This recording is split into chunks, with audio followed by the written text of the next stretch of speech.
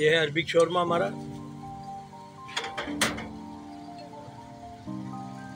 जो कि शेफ मदन के हाथों बन रहा है।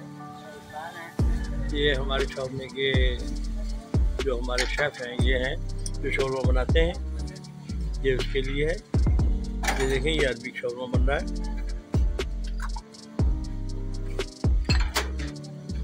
ये पिज़्ज़ा ब्रेड हमारी लगी हुई है।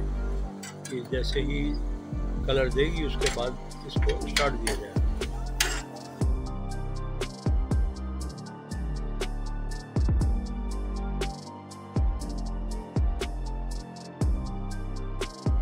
ये देखिए ये अरबिक शौरमा की जो है ये मेकिंग हो रही है।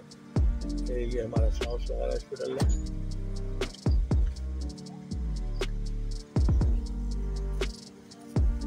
इसको लपेटने का अंदाज भी एक अलग है, ये देखिएगा।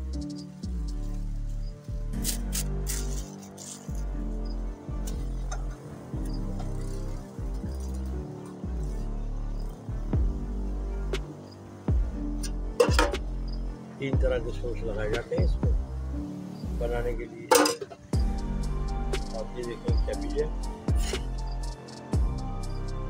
और ये देखें सारा वेजिटेबल के साथ मिक्स है। ये देखें और अरबियन में जो है ना स्पाइसी कम होता है, लेकिन इस पर स्पाइसी लगवाया खुद गाहक ने, उसकी वजह से स्पाइसी बनाया जा रहा है, वरना अरबियन स्पाइसी नहीं होता।